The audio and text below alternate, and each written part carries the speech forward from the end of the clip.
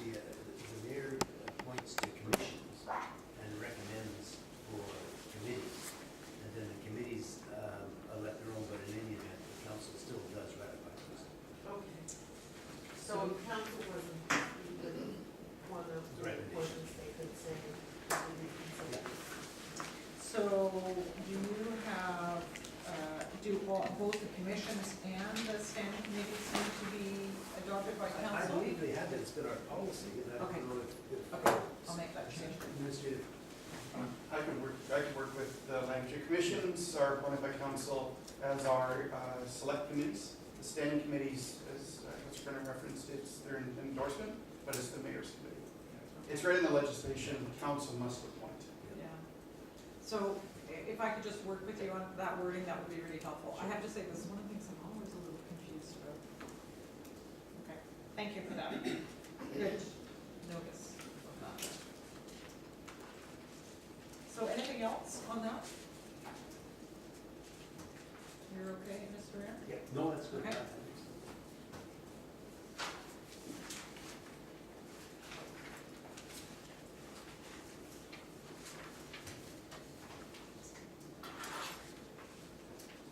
So then you will go to the council's declaration. We got council stuff for Social stuff. Oh, wait, I'm sorry, how bad? I'm sorry, my order is just slightly different. Sorry, here. Oh. page 18 on those paper sheets. Council staff.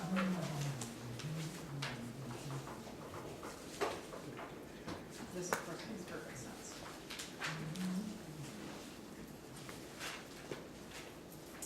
Short and sweet.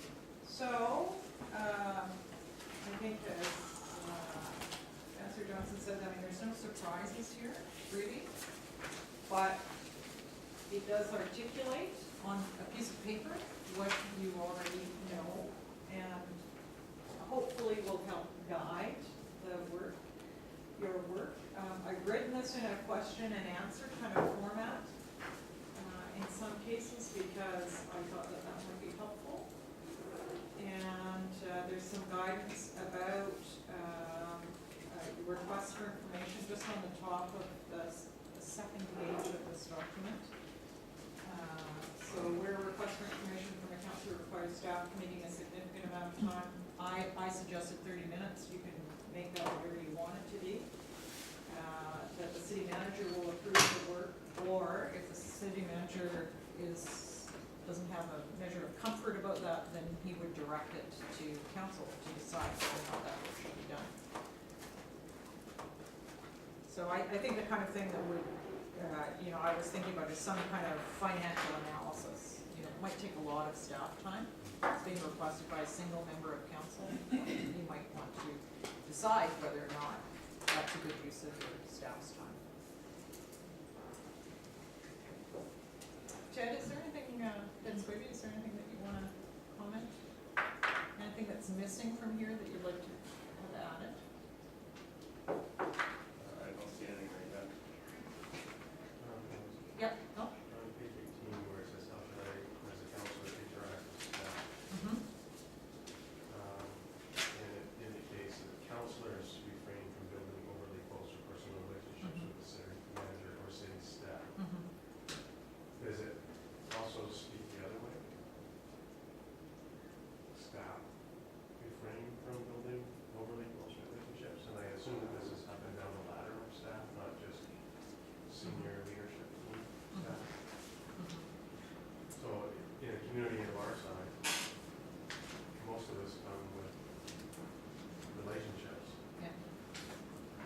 with many members of city staff, be it firefighters or police officers or recreationers or fine artsers or wherever we're coming from, wherever the world we're coming from. Mm-hmm. So I heard it earlier that, well, no, this is advice and this is, just be careful and all that kind of stuff. Perception, oftentimes then, is what people make their judgments on. Of something that is clearly established before you became the city staffer or a higher level city staffer Yeah. or a counselor or a politician or whatever. So I think this is where we get ourselves into some of those aha moments. Well, Your buddies. this is specifically about your relationship as elected officials with staff. So it's different from what Diane was talking about, her relationship as an elected official with an organization, right? So this talks specifically about staff and council. And if you ask yourself, what is in the best interests of the organization, best interest of the public, how can you best serve your public? It would be accepted practice that an overly close relationship between a staff and elected official would not serve the best purposes of the organization or the public. And so that's kind of the sort of the current best practice. I can give you my personal advice about this, and I think I told the story before that when I became the mayor, Gary Nason, who was my former colleague from here, we had side-by-side offices I had known for 20 years. He was the city manager, I was the mayor. At that moment, the personal relationship was terminated for the period that I was mayor. And that's a really extreme case. I mean, how often does that happen, right? But, the guidance here is that you should refrain from building or maintaining, I would suggest, overly close relationships with the city manager or the staff, because it will get in the way of your role of being an elected official. And I would suggest to you, again, this is my personal advice, that is the most important role you play. You might play a role as a friend, but your role as an elected official, you've been trusted with this role. And that should be the most important role you play. So for the period that you're an elected official, you should in some way suspend your very close relationship or find a way to work around it, right? So this is all, this is not consistent with the kind of guidance that's given in your human resource department, right? If you have a family, familial relationship in an organization with another person in an organization, you ought not to be their supervisor, right? I mean, this is accepted practice these days because there's a power imbalance, right? And the same holds true for your role as elected official. So you find a way where you don't have some direct contact or authority over somebody that you have. Like if your daughter, Bill, worked for the municipality, you would want to be extremely careful about the way you conduct yourself around your daughter, right? And you would want some distance there. I won't respond to that. I don't know if you have a daughter or not, to go Oh, I for. do. But I won't respond to family members. okay, well, that's fine, I just pulled that one out of the hat. But if Diane or any of you had some kind of relationship, you want to keep this a business-like relationship, because that's a way of protecting your role, very powerful role as an elected official. And so, that's the guidance that's offered here too. Now, is there any other concern about that? Is there anything that we should change there? Also, I have to say, I was just looking at the more than 30 minutes, Okay, yep. and I'm surprised that more people than mentioned that. Do you want to ask the Page Ted 19. Sweeney about that? Second bullet. Yeah. And let me just say that, I get the fact that you have to put some kind of a finite time generally to these things. And I know why it's there. I'm surprised. I just have to bring it up that somebody would say, well, how about 25 minutes? You know, I mean, so it's. So do you think it's too long or too short? I don't, I don't know. Oh. I don't know. My sense is that, well, I don't know, I just don't know. Ted, do you want to offer your thoughts? Because we haven't discussed this specifically, right, so. Well, there's been occasion where I have said, no, you'll have to get a motion. So I think 30 minutes is sort of a guideline, I think, that I use to understand what kind of work it will take for staff to get the information. So I think it's working. You may disagree, but I think that for the most part, when I think it's going to be a lot of work, I may say, get a motion. I just think it had to be brought up. I'm surprised there isn't more of a discussion on it. So again, back to the principle of this is,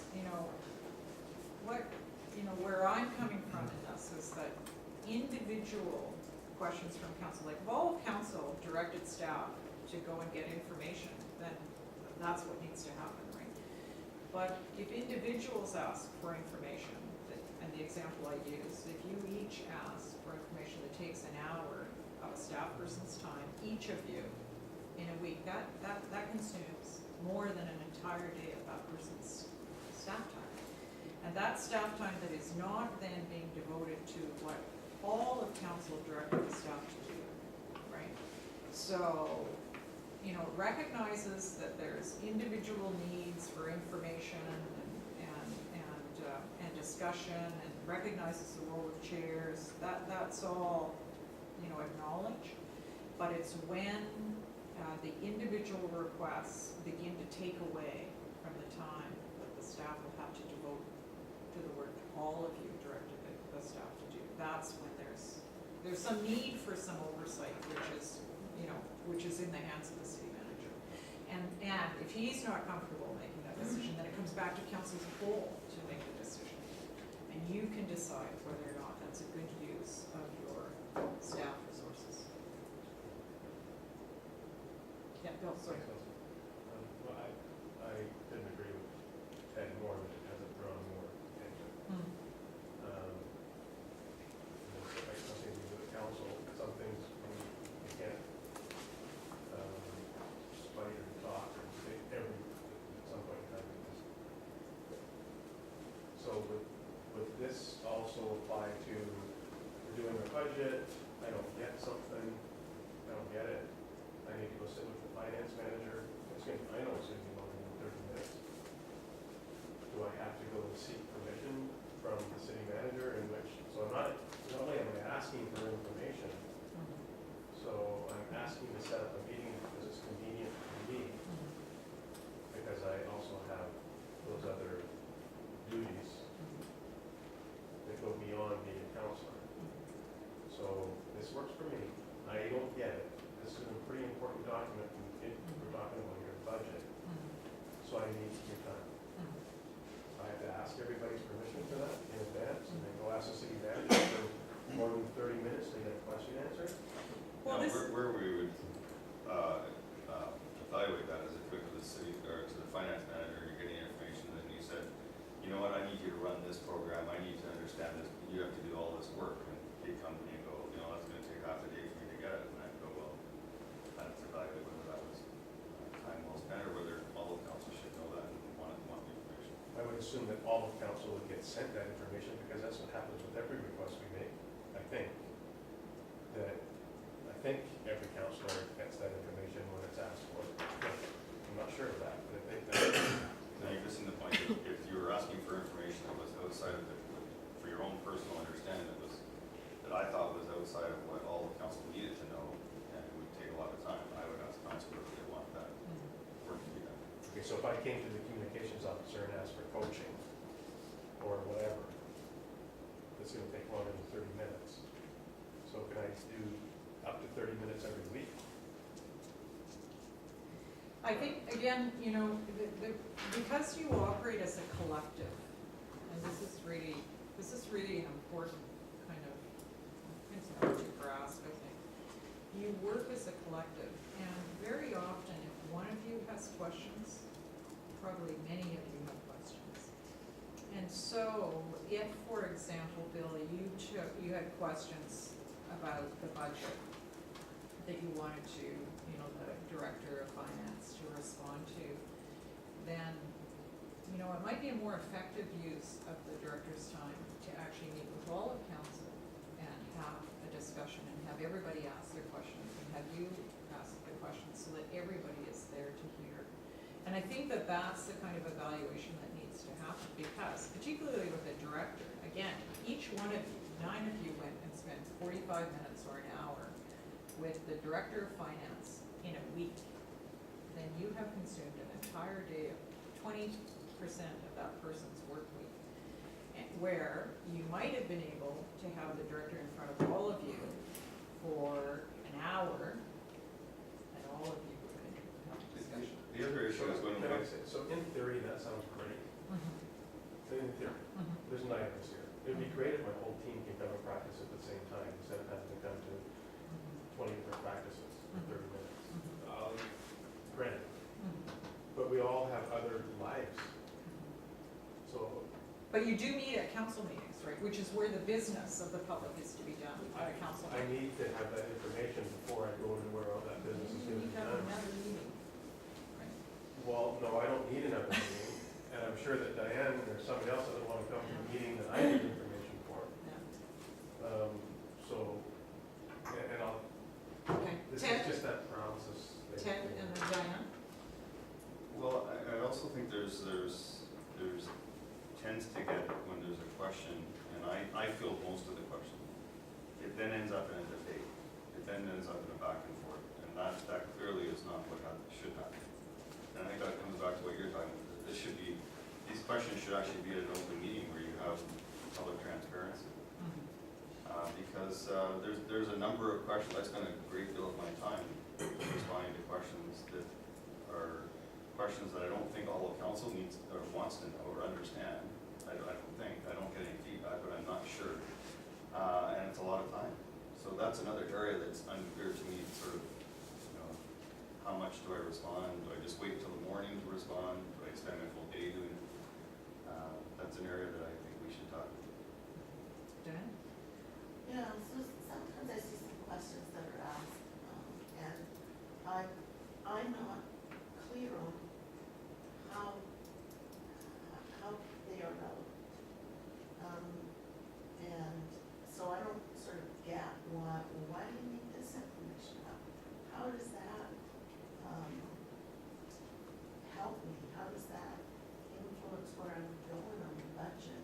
Sometimes it doesn't look to me like it's associated at all with decisions at our level. And so, sometimes I just kind of watch it happen and unfold, and I'm left on the sidelines. I don't know what this is about. What's this about? Then, of course, then you start to suspect, well, is there some ulterior motive here? What's this about? So I think that in, certain circumstances, those kinds of questions should come to council to see if we think that that's relevant for our decision making. One of the things that I find, I guess, that we need to sort of adopt a collective decision about, and that is like, the kind of the drop-in on senior staff. Yeah. And like, I think that our senior staff is probably busy, let's get them. So if we want an appointment, we want to talk to the senior staff, we should make an appointment. I think that that's reasonable, and I think it's a considerate way of interacting with people. That was me specifically. Well, That was, we you're did referring do to. that recently. Yeah, I did. Yes. That's why But you're doing that. because it struck me that it would be, my expectation that if you wanted, to talk to the city manager, you would make an appointment. This makes sense. But that you could drop in, but I didn't think that that you could necessarily do that when the city manager wasn't available. So I do believe that should be clarified for us all. Because when I want to speak to the city manager, the phone, I talk to Jan, and I try to set an appointment. And I don't know what other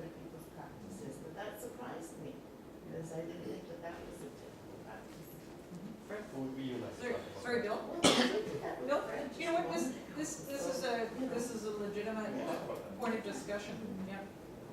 Fred? When I have questions or I make appointments with senior staff, I do that via email and I copy the city manager in the hope that if he felt that it was inappropriate, he would correct it. So far it's worked. Diane? I was just gonna make the point that it's not only counselors that ask for large reports by city staff. It's members of our community, members of our public do the same. And I sometimes, I get concerned about that, for example. And I know they spend considerable time, they're very courteous to get back to the members of our public. But I know it's a very time-consuming process. And I'm grateful for staff doing that, but I know it takes a huge time. And they always copy us on the replies, which is good. I sometimes think, well, I should have asked that question. I didn't think of it. And I'm grateful to the public for doing it sometimes, but I know it's huge. More Ted? counselors. Ted, did you want to say anything about that? Yeah, it's right. Well, and Bill, you're not the only one, so. No, well, I just get the impression that I am. You know, and I It's okay to, I know that counselors are in and out of the office to see the mayor and see it, and I expect sometimes there will be an opportunity that they'll be able to drop in and generally it's better to phone Jan just to make sure that I'm there so that you're not taking a special trip down, I guess is something. So do we want to Probably, add, sorry. um, I'm just gonna add one Sorry. thing, to pick up on what Diana had brought up too. You know, that's the advantage, and if there are issues in trying to get them before council as a whole, because often, when we're all together and someone will bring up a question or make a statement, just like Diane said, gee, that's a good one, I should have thought of it. Well, you know, that's what happens. It sometimes triggers some good dialogue and some good debate amongst council, but only if we're all there to hear the question and try to respond to an answer, you know, and quite often, there's some very interesting things that come out of it. But, you know, in the absence of a meeting that is just one-on-one, that opportunity is there. yeah. You know, back to this notion of the collective, I mean, it's about making decisions collectively. I mean, that's the very nature of the council. And then second of all, it's about making those decisions, those deliberations in view of the public. Of course, if you have these meetings outside of the view of the public, that principle isn't respected, right? So, and then just finally, you know, one of your very, very most important roles is to allocate the resources that have been entrusted to you by the taxpayers, right? So, you know, the city manager's time is really valuable. The director of finance's time is really valuable. And you must use that time, but you want to use it in the most efficient way and the most effective way.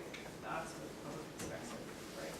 So having some guidance around this, I think, would be useful. It's not about shutting you down. It's not about saying you can't go see the staff. It's not about saying you mustn't meet with the staff. It's about finding some balance there between individually consuming the resources of the municipality on the one hand, or having the council as a whole make decisions about how those resources are best used on behalf of the taxpayers. That's the balance here, and there's no black and white, there's no right or wrong, but there is probably some balance to be struck there. So do you want me to add something about, you know, another sort of, to the extent possible, you would arrange to meet with senior staff in advance as opposed to being a drop-in? Is there some desire to add something with that? I don't know if we need to add anything, I just think that it's business as usual that you would do that, and if you can pop in and the manager's available, all better, but if not, it's sort of, well, then we should. I could add in this bullet where request for information or a meeting with staff?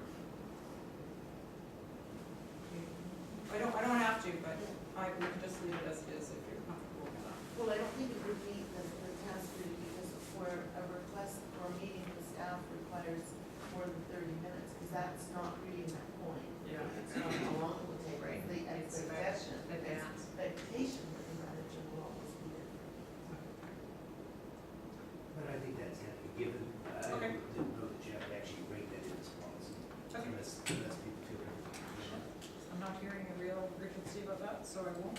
Is there anything else on that page that you want to discuss? Don't be shy. Okay. So then, now it's finally I'm on the ball here. But it's there, The mayor's first.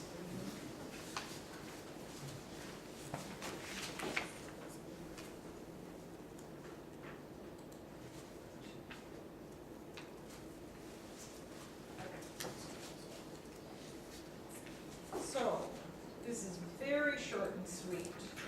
The intent was to get you to, just as you would your oath of office, essentially commit to upholding the principles and conducting yourself in accordance with these guidelines, these role documents. And then secondly, to affirm that you've read and understood them, right? So that you actually know what you're committing to, which is of course always a good idea. Is this for a term of office or for annual? It's Is annual. it as an annual? Well, you know, It's a term here. it's term. Well, the suggestion is. This is up to you. This is up to you. Watson said every year. Yeah. I've suggested at the beginning of each term, but it's entirely up to you. If you think, especially because it's going to be a 4-year term, if you think it will keep it alive in people's minds, maybe that's a good idea. Entirely up to you. So I was decided 4 times, you know, decided that. Anyway, for my part, Mr. Mayor, I'm quite comfortable with the declaration as it's least. Okay. Do you want to do it annually? You can just rephrase it. Well, And this is, you elect your well, yeah, regional but chair it's every a year? decision of council, how often, the frequency Yeah. is this decision of council. And, you know, my suggestion is we can do it at the beginning of the term as a recommendation, but then find if it's necessary, if we sort of fall by the wayside, as we have from time to time, then maybe review it and see possibly yearly would be a better option. But I think that getting each term would suit me. Okay, Diane and then Fred? Quite frankly, I like doing it once a year. I think it's a good idea to say, to sort of read that and agree with it. And because if we leave it up to sort of the downing the cat later or things fall apart, then we're just gonna say, I think we should review it. Let's just say that 3 times. Fred? I'm unclear on when I do this and where does it go. Well, So you know, I don't mind signing it 8 times at a time, but, I think what I would propose, I mean, this is entirely up to you, what I propose is that on the eve of your swearing your oath, that you do that at the same time. Now, I could see that some might argue, well, maybe you need some more orientation, like if the orientation happens after your oath of office, then maybe you do the orientation to the materials. Because this isn't, you know, for a newly elected councillor, this is quite a bit of stuff to digest, right? So maybe you defer it to the beginning of a council meeting, where you have a little ceremony, or find a way to do it. and do that once a year. Well, once a year or at the beginning of the In term. our meeting. Yeah, I mean, I think ideally you do it at the same time that you swear your oath, that you would do that at the same I time. understand that, I have no problem with that, it's the subsequent years. You know, well, there's the practice at the regional districts, right, is you elect your chair every year, right? So there is kind of an inaugural meeting in early December, I think, right? And so it's the beginning of a new year. So I think what you would do is, you would do that. You would have a special meeting at the beginning, like on your anniversary of your 1 year, that you would, again, at a public meeting, stand up and say, these are the things that are important to us, and we're committing to, pushing it. Another idea is we're contemplating this concept of a forward agenda. So we Yes. can put in a forward agenda every year for council to have it, let's say, first meeting in January. Yeah. So every year you will have in a forward agenda, it'll be there, right in your face, you know, you can just get on and get the document signed. Right. So, by show of hands, every year, or every year? So, we'll just remember that. And then the, counselors,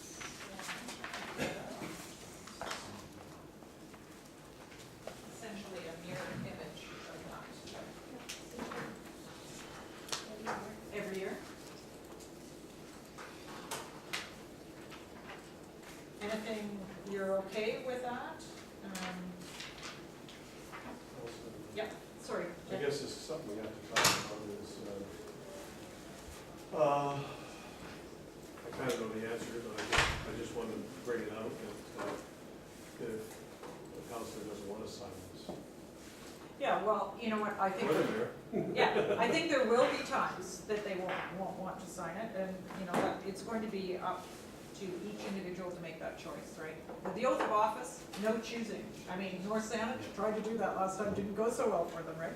So the oath of office, if you want to be an elected official, you have to make that declaration, right?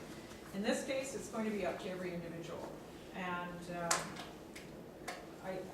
I think, to be honest about it, it would be, if you objected to it, I think what would be helpful would be to know what you're objecting to. Like which part of this you're not gonna be respectful? Is that the part you disagree with? Or you're not gonna prepare for meetings? Like you're not gonna keep your confidences, so I'm gonna declare. So I think it would be good if people were like straightforward about what they objected to, and that might lead you to amending the documents. And that might be a good thing, you know, because these are not gonna be cast in stone. I would expect that they would evolve over time. But you know, that might not be the case, and if somebody just objects, you know, a conscientious objector, then, you know, that's just the way it is. And just further to that, and I hesitate to bring it up, so how do we know that a counselor has not signed this? Well, presumably, you would sign these just as with your oaths. I actually asked Ian for copies of the oaths of office from last time. I actually physically could see them, and they're a part of the city record, and I would assume this would be part of the city record as well. So it would be out there for the public to view that you have or have not signed the declaration.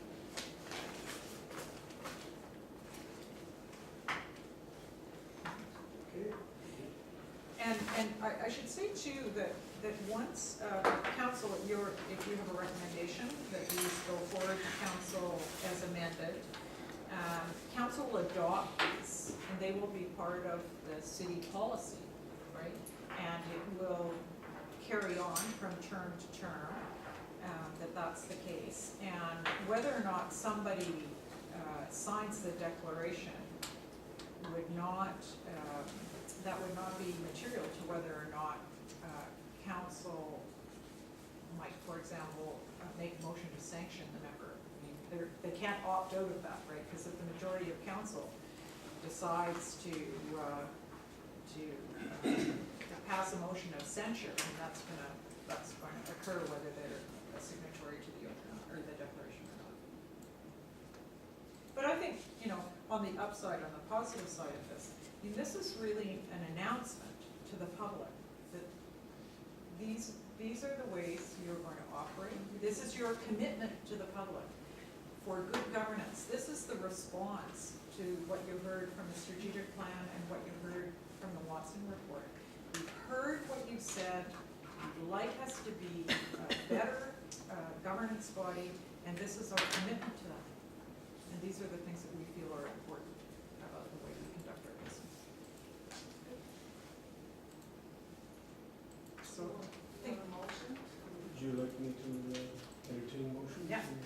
unless there's anything else, Well, we'll nothing probably else that anybody wants to say? maybe some discussion after the motions. Diane, did you want? Yeah, I move that, we recommend that council, adopt the council charter, councilor role, mayor role, council staff relations protocol, and council member declaration documents with the amendments. And I don't know if you want to say discuss this meeting, or, yes, with the amendments discussed at this meeting. Second? Second. Discussion on the motion. Yes. Well, I think, I just want to thank everybody for being involved in this thing. I certainly support it. I think it lays out what most of us are aware of anyway, and I'd be really surprised in my heart of hearts if everyone at the table didn't totally understand and understand the reason behind what we're trying to achieve here. Whether they subsequently decide to sign it, obviously. But I think it's very helpful, and a lot of times reinforcement is a major thing. When you, even if you do know the subject, having it before you and in writing, sometimes it's just a reminder that that is policy. That's what we as a council want to achieve. And I just think that this was time well spent, and I appreciate everyone's involvement. And certainly, Mr. Councilor Reeves, who put a lot of time into it, thank you for your efforts on as chair. And also, to everyone for getting involved. Yes, it is important. I'll be supporting it, although I have to be honest with you, I'm asking myself a question right now. What am I going to be doing differently from the almost 6 years that I've been here? So I'm looking at this as an affirmation more than anything else, and I'm fine with that. But it troubles me somewhat that some people may have an expectation that I would do anything different from what I, hopefully, people will think it's been, what I consider at least incumbent on the public councils of the city of Manhattan. So, the once a year thing, I'll vote for that as well, although, again, it puts me in the same position, so. And I'm slightly uncomfortable with that, if that helps this council to achieve in a more unified way, then obviously it's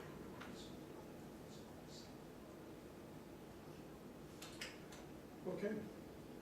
Anyone else? Councilman McKay? Nothing? Okay. I'll call the question. All in favor? Those opposed? Councilman McKay opposed, balance of council in favor, motion carries.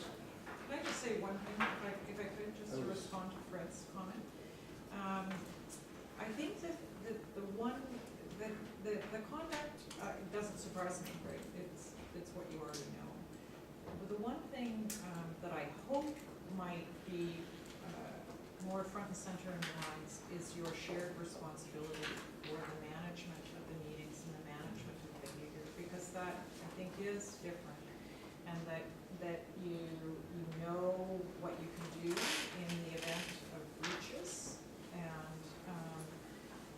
and that you, along with the presiding member, whether it be the mayor or somebody else, you know that you have some shared responsibility in what the council, this notion of self-governance, the council as a whole does. And I hope that that will resonate with you over time. And it has.